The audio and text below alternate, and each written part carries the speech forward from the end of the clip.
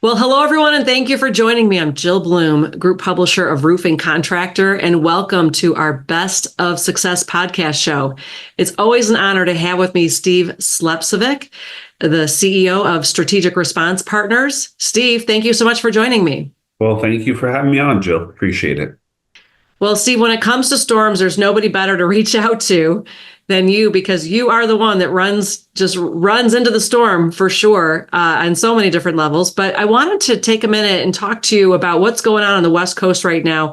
There's this powerful storm that I don't know where I've been, but I haven't heard of this before. It's called a bomb cyclone. So first, let's start there. What is a bomb cyclone? How often do these happen? And what does everybody need to understand about what's coming our way? Well, these systems are, cold systems that actually move into the Western region. They're happening more frequently than we've had in the past. But it's an atmospheric river. So what ends up happening is it brings a lot of rain and sometimes combined with wind as well. And that's actually creating some real serious issues because it's not just about trees coming down. But if you look at the Northern California area, these are high mountains, the high Sierras. So a lot of moisture dumping on these mountains, aside from snow, which is what you're really praying for. Not that that's not going to create its own issues, but if you have a tremendous amount of rain on the lower area, it's going to cause a lot of flooding, severe flooding, and what we call debris flows. Not much different than what you saw in Hurricane Helene. And one of the things that I found quite interesting is the salmon gates that they normally have down. All those gates are up for the season. So I'm always thinking about like the preparedness side of it. Well, you have a system coming in that's going to dump a ton of rain, ton of moisture at some really massive levels. And to be a precautionary type of system, I would think, hey, let's put those gates down, create those dams, prevent the flow that's potentially coming down, and protect some of these neighborhoods. But that's not the case. So I'm hoping and praying that these systems from Northern California, all the way up into Washington, including Vancouver Island, don't get those type of devastating effects that we saw in Hurricane Helene. Yeah, well, let's talk about those salmon gates for a minute. Where are those, and how do they, if they keep them up, does that cause more problems right now? It can cause more problems. It can cause a lot more flooding, but there's a system that they can create to limit and mitigate some of that stuff. And again, I'm not the person who's controlling those rivers, but that's something Right. you should be definitely looking at as to how they can do things to mitigate, and if need be, cut other lines for the additional to redirect some of that water flow, so that sometimes you can get in there with bulldozers and some earth movers and create other lines to divert some of that water that's coming down, or at least in California, find ways to capture that water and retain that water. So when we do go into drought seasons, this stuff's not just going out to the oceans, but I don't think Governor Newsom's going to be doing anything good for our state anytime soon. All right, yes, because you do live in California. You know better than anybody else. Well, see, let's just talk about preparing. If for the contractors that are listening, what are the top 3 things they should all be doing to prepare? Well, the top thing is that I feel that in the preparedness side of it, it always starts at home. It starts with me as an individual, right? So I'm going to only operate from as prepared as I am. So how prepared are you in your own personal life as an individual, right?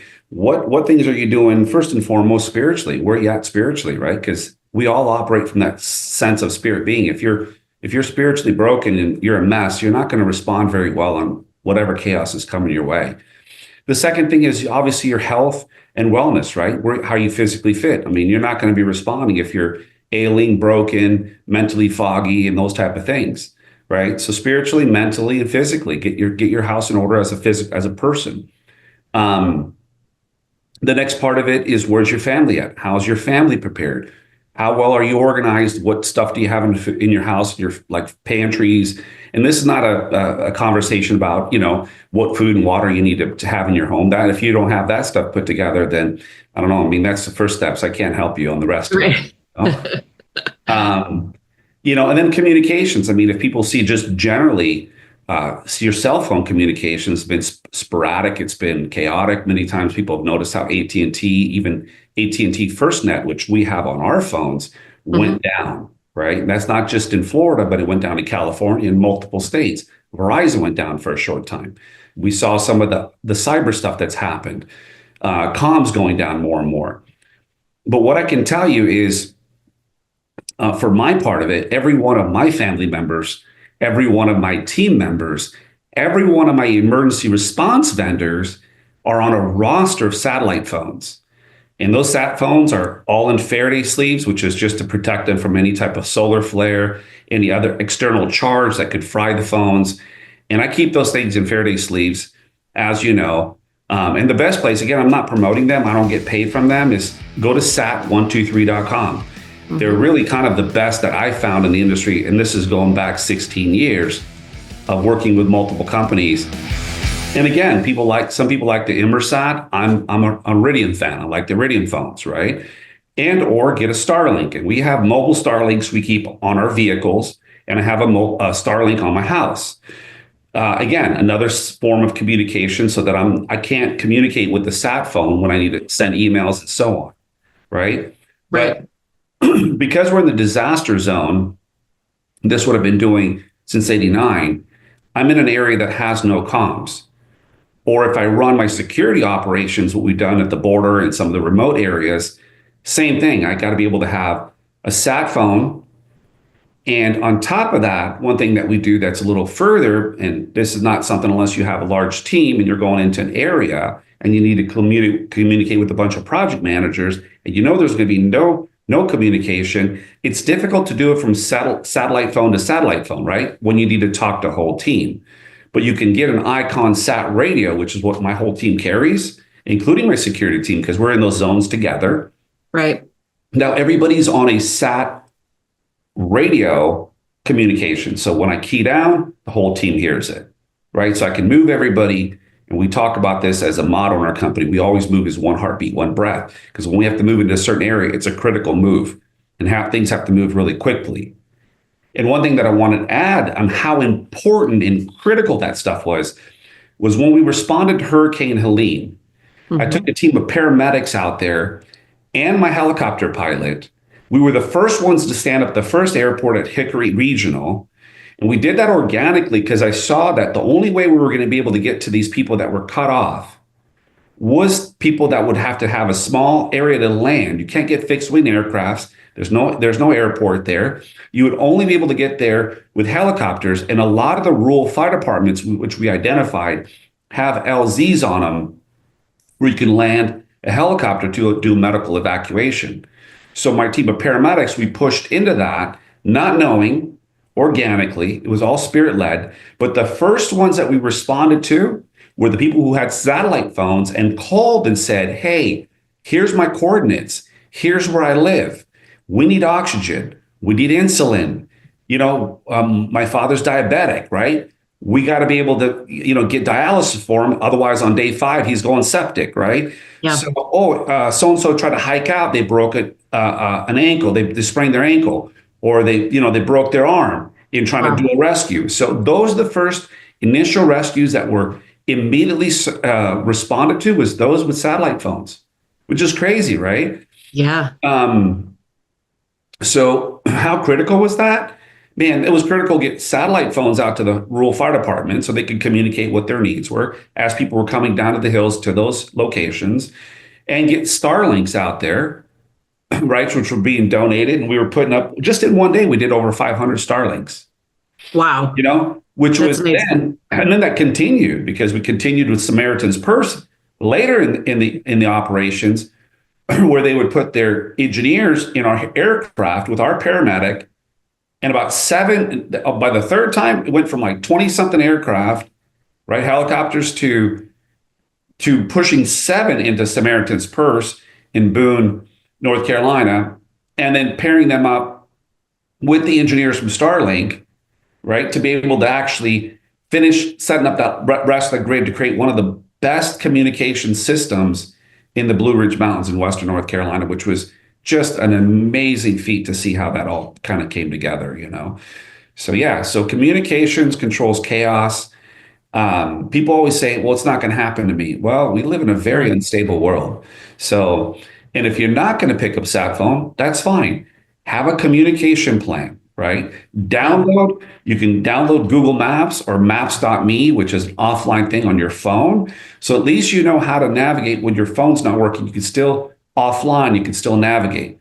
The other part of it is to have a check-in place for your family.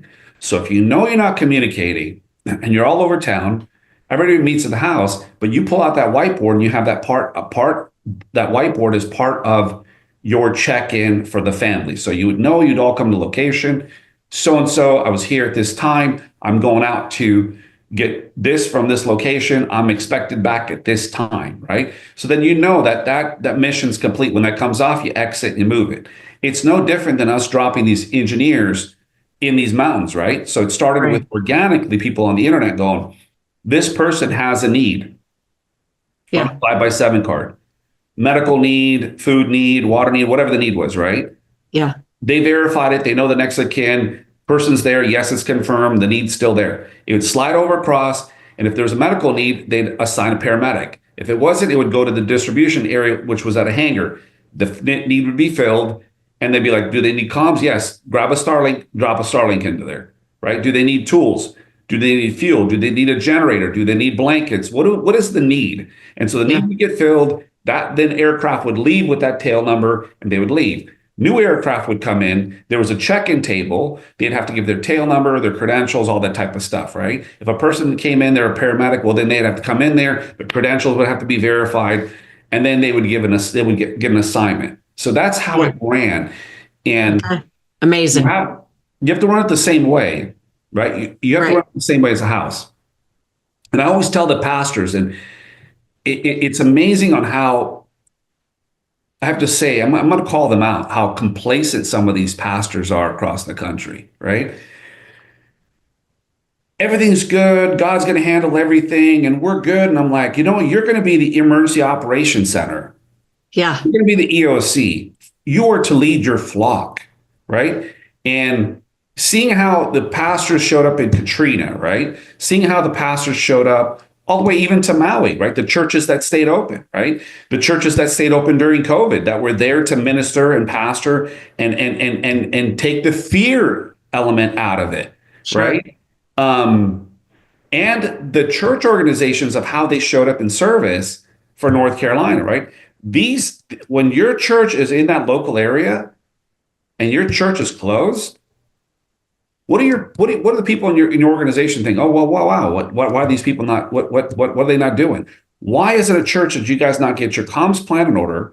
Why did you not set up a sanitation area where people could come, do laundry, temporary power, drop fuel cells there because there's no fuel in town, all the power's out, where people can get fuel from the church, right? They have a daycare center area where the kids can be taken care of. You know what I mean? You operate that church as an emergency operations center to feed, house, warm, minister. That is the time that I would expect that every church should have an emergency operation plan. They should have a disaster response plan. Not, oh, we're just going to, we're just going to plan. No, have be in a state of readiness Yeah. to serve your community. Don't be reactionary when that stuff comes. Pull the plan out and say, hey, we did this, we drilled on it, and we're ready to serve our community. Yeah. Well, that's a great point for everybody, that all the contractors out there that are involved in their churches, to make sure that you help assist, get those plans in place, not just for your company, but in your family, but also for your local churches, which is awesome. Yeah, so I'm gonna take it one step further. So Yeah. we have 5 locations in the United States, right? That are what we call our cold locations. And Okay. these cold locations are self-sustaining. They have their own water systems, water purification systems. They have the food. They have the logistics. They're on 50 plus acres. They have animals that are able to be processed, housing there. We could basically live off the grid in these 5 locations, right? Those same locations also have an LZ for the rotor and a private airport to be able to fly in the smaller series, Honda series jets that we have a contract with. Those contracts we have is to move medical teams across the country in a disaster situation, right? So Yeah. I'm not asking people to get at that level, but you may want to have an Amish brother, right? Or a redneck in the country. Yeah. And if you're in the city, you may want to have those type of relationships, because if things go down, power goes out, every disaster zone, it's not functional, right? People don't understand. They think, okay, well, if there was chaos there, I'll be fine. I got enough food in my house. Well, you can have a gun, you can have food, a little bit of fuel. You're not going Right. to last very long. Those things in metropolitan areas, couple of days, and it's total chaos. I always say to people that are in disaster zones, don't come back. There's no grocery stores. Everything's shut down. There's no food. There's no power. Yeah. The amenity is not there. The damage is already done. Stay out of the zone. Let the power get back online. Let things that are we're so used as a society to being able to do that. Yeah. But that takes me into what contractors need to do to Yep. prepare in storm areas to be effective on the response side of it, which is critical. It is. Yeah. And so and you know what, Stephen, you've seen it all. It's kind of, even just listening to you, it's like, oh gosh, I feel my heart racing. But you've seen so much and we're so grateful for you sharing so people can be prepared to know what is the worst that they could actually possibly situation they could be in. And when it does come to preparing, as whether it's roofing or whether you're a wall and ceiling contractor, what do you see contractors stocking up on in regards to supplies to be able to take care of their customers? I mean, you got to get those roofs repaired so you can get the building dry. But what do you see? What should contractors be doing? I think the mindset should be similar, right? If Yeah. there was a disruption in the supply chain, certain things can't get over to the States, things we don't manufacture here, raw materials we don't have, I would say do the same thing. Have a bigger stock of material that's sitting on your yard, not necessarily in the supply yard, right? Yeah. Because if you've noticed, everything that we've bought earlier, costs just keep going up, right? I mean, Sure. between both past administrations, over 8 trillion has been printed. I mean, just Oh, inflation's here, right? And then all the other nations that are pushing into the BRIC systems, there's a massive financial strain coming. And if you learn anything in the last 4 years, they don't tell you the truth, right? So you think the economy's, not doing so well, inflation's high. Man, you're only being told what's on the very top, what's very obvious. What are you not being told? right. So in that same vein, I strongly suggest that contractors become more of their own, stock their warehouses up, right? Get a little more material, right? Have a little bit more in your side of it, because it's like when you bought gold 2 years ago, you're like, oh my God, gold's through the roof, right?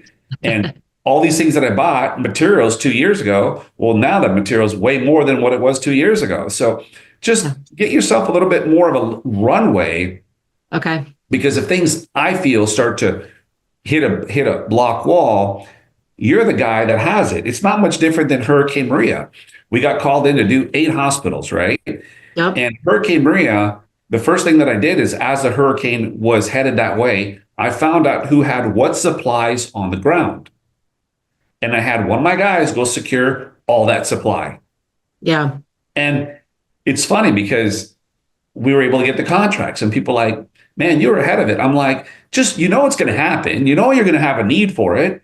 Right. Waiting for it till the news tells you, oh, it got really jacked up. No, that Cat 5 is going to tear roofs off, right? You're waiting till you get the orders? No, get ordering now before it hits the thing. You're going to have a need for it. That's so true, Steve. There was a contractor that gave a presentation at Best of Success, probably, years ago now, who did the roof at the, what was this, it was in Katrina. What was the Stadium? The stadium, yeah. Astrodome? Yeah. He bought all the material ahead of time to be able to do that roof. So it was kind of, they didn't have a choice but give him the contract because he pre-bought all the material. It was amazing.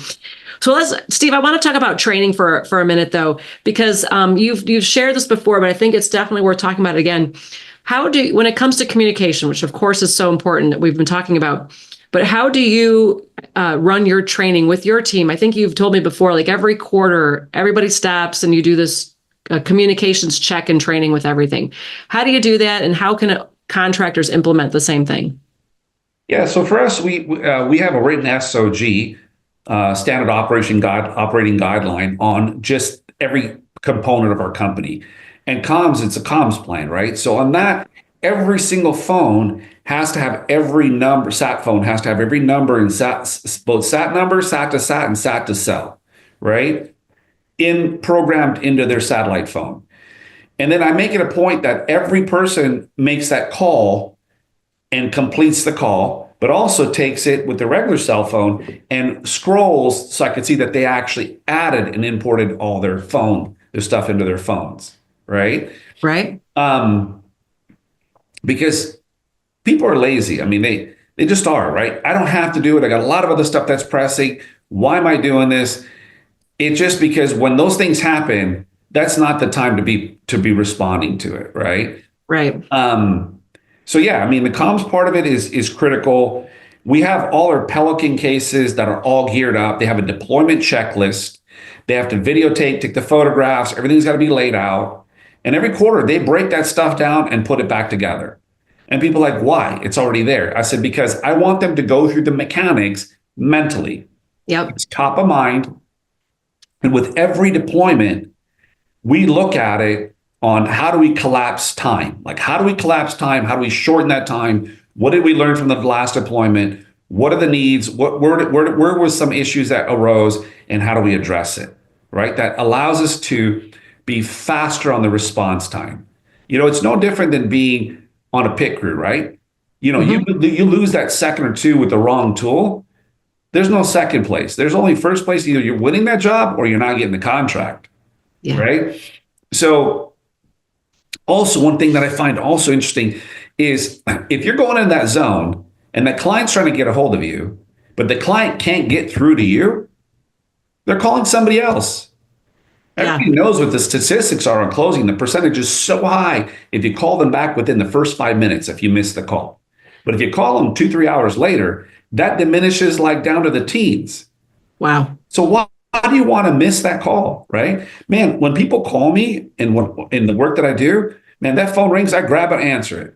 Sometimes I don't even know who it is that I'm answering to, or it doesn't come up my call ID. I just grab it, right? People are like, I don't know if it's spam. I don't give a shit. If it's spam, I just hang up 2 seconds, right? But if it's a call, grab the call.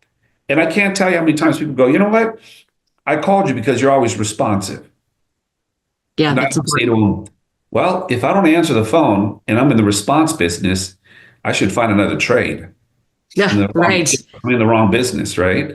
Why am I waiting until ring 2? And it's amazing when I see people look at the phone, they're like, well, do I answer? Do I not answer? They're having all this conversation in their mind, right? They're waiting till it goes to the voicemail to see who's saying what. Oh gosh, yeah, you can see that now, which is awesome. Yeah, I mean, if I'm in a meeting, I get it, right? I get it, right? But my goal is to be right on top of it, every possible deal that can come my way, and I don't know which isn't. Have your gear ready to go, run the drill, and then see how you can shorten that time, right?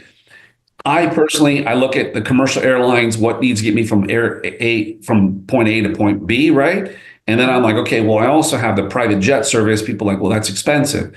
Well, how much is that job worth to you, right? And then especially on the medical response of it, I don't have that luxury, right? Sure. So our stuff, in when we're called in for that, they're like, wow, you guys are here, like, that was fast. I'm like, yeah, because I go from here to that private airport that's down the street from me.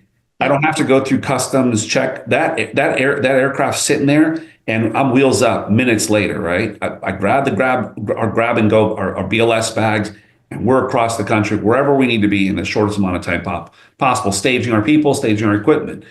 Yeah, it costs a premium, but a client wants that premium, right? If they want something cheap, well, listen, it's no different. I always explain to people, like, you're having a heart attack, right? You get these chest pains, you're not sure, right, what the situation is. You can call a rescue, right? Medical rescue. It's going to cost you money. It'll get you to the hospital. Or you can call an Uber. Are you the guy that's going to call the Uber? He'll get you to the hospital too. I'm sure they'll both get you to the hospital. Right. Well, which way do you want to go? Absolutely. Let's get there quickly for sure, if that's the case. Well, Steve, circling back to what's coming up, these bomb cyclones, and whether it's hurricanes or a bomb cyclone, whatever it might be, definitely everyone needs to be prepared. And thank you for sharing everything that they need to have ready to roll But any final thoughts of what contractors listening should know? Yeah, I mean, listen, pre-stage, right? You're going to pre-stage equipment, you're going to pre-stage material. If there's a system, you're going to go work, be ahead of everybody else, right? This is a race, right? Pre-stage, get an advanced team in there. You know the system's coming. Where can you stage just outside of it? How can you notify your clients to let them know that you're there? And here's your means of communication, right? How ready is your team? Are they clean? Are they polished? Are they ready to go? Are they expected that if they're going to get calls at 2 o'clock in the morning, is your after hours dispatch ready to go for these guys to be able to get the phones? Are their phones next to their bed, or are they on a do not disturb, right? What does that look like? Right? And then what you do, you know what you do? You really got to drill it. And people don't understand. They're like, oh yeah, we got this critical response team. We're going to go ahead and do this stuff. Yeah. Try making those phone calls. See how they respond. Record the phone calls. Have a mock person on the phone that they don't know is an actual, you're testing the system. Are they shuffling around with papers? Are they, they're like this? Are they distracted? Are they fully engaged, present, right there at the client's attention? And what is the message that they're getting? Is this a concierge company? How are they being handled? All that type of stuff. And I learned it many years ago because you know how leads are, right? This one company goes, oh yeah, I sent all these leads out to these contractors and they're recorded, but they weren't able to close the leads. I said, you know what? I'll buy them for pennies on the dollar. Send me all your recorded leads. They sent me all the leads and I'm listening to the recorded call. Of course they didn't sell any of this shit. Because I would have been like, man, I would have fired all those salesmen. I would have fired every person and even the owners, right? Wow. They didn't have their shit together that when they're, oh, can you text me your information? Oh, hey, can, hold on a second. Let me find a pen. Hold on. You know, they're trying to shovel their breakfast, coffee, things are, and there's all this noise in the background. And my OCD, ADHD, whatever, all my sensory shit's blowing up in my mind, right? I'm like, oh my God, I would just lose my shit on this phone call, right? Yeah. Right? Because I'm like, I just need to be present. So when I'm talking to a client, when I train every one of my members is, man, you better step into a place that's quiet. You better be completely laser focused on that conversation, attentive to the client. And if you didn't hear them quite clearly, repeat it and have them repeat it back to you. And then, because their only experience is going to be with you on that phone. And do that throughout the whole job, and you're going to have a successful experience, and you're going to get a great rating. You know, people go, you guys have hundreds of 5-star reviews. I said, yeah. I said, because I pick and choose my clients just as much as they're picking and choosing me. You know? Yeah, absolutely. So that's it. Just be your word. I think the biggest thing to leave the contractors over, just be your word. If you tell someone you're going to be there at 9 o'clock, be there at 9 o'clock. If you say you're going to deliver something at a certain time, deliver it at a certain time, be your word. If things change, call ahead of time, change the schedule, know that they can count on you, and always tell the client what to expect when they're expecting a roofing or a wall and ceiling job or reconstruction, what's going to go through. The more communication, the clear and concise you are, the less they'll be pointing fingers afterwards. That's it. Oh, that's great. That's great insight, Steve. You know, there's just nothing more important than being prepared for a crisis. And when you're in a crisis, you got to be in crisis mode, as you were saying. So thanks for the incredible insight, Steve. If anybody has any questions for you, how do they find you? What's your website? Well, the website is srp24.com. If there's anything that they're interested as far as a plan, a deployment checklist, that type of stuff, they can email me at response, RESPONSE, at srp24.com. Sounds great. And if anybody has any questions for us, it's either roofingcontractor.com or wconline.com. And while you're there, make sure you sign up for all our free content, especially make sure you sign up for our e-newsletters. Follow us on all our social media channels so you can stay up to date on all the great interviews we're putting together, especially like the one today with Steve. But most importantly, stay safe and healthy, and we can't wait to talk to you soon. It's an honor, Steve. Thanks again so much. Well, thank you for having me, Jill. Have a blessed day.